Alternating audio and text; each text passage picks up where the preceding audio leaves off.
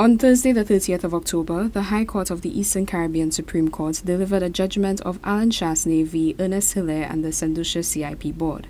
Chastanet's application for an injunction was refused.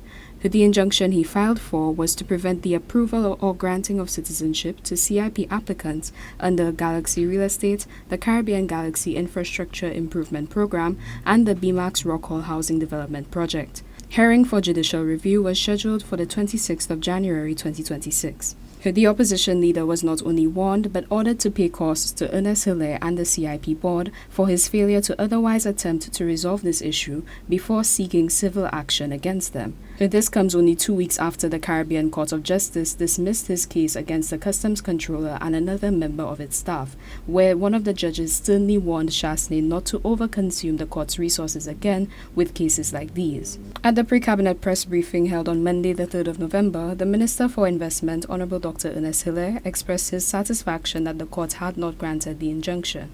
The decision against Allen Chastanet, I think for me was personally a very satisfying, although expected, result.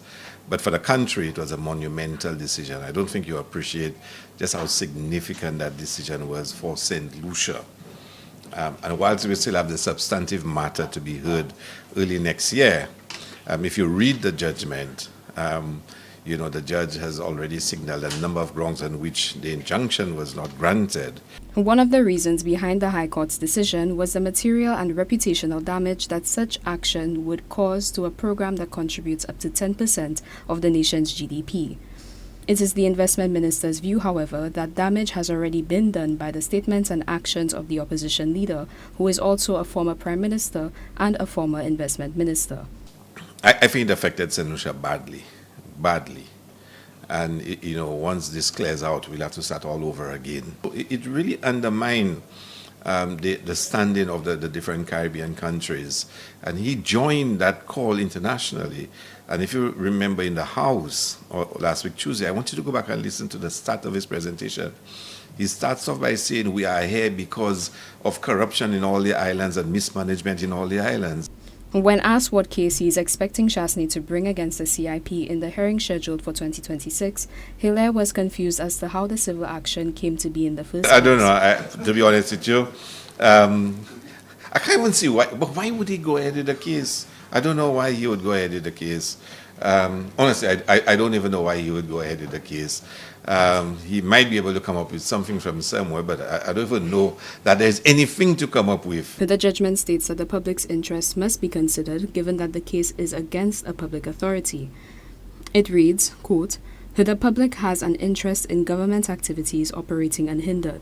For the claimant to satisfy this court that the public has an interest in stopping such an important economic generating activity, where Cabinet has stopped the specific aspects that the claimant has complained of, requires more than circumstantial evidence of what is happening in other countries. Allegations of fraud and illegality require a higher threshold of evidence in order to justify such findings," unquote. At the United Workers' Rally on Sunday, the 2nd of November, the opposition leader's final message to the attendees served to continue the neurotic song of the party's campaign, perhaps in the interest of the public. I'm asking all of us tonight that we have to have the conviction for change. And that conviction can only come if you recognize that you have been wronged. The conviction is only necessary, only good enough if you recognize that you have been betrayed. And therefore, you have the anger in you and you have the fear, because each one of you should have fear in your heart. For Choice News Now, I am Sienna Dalto.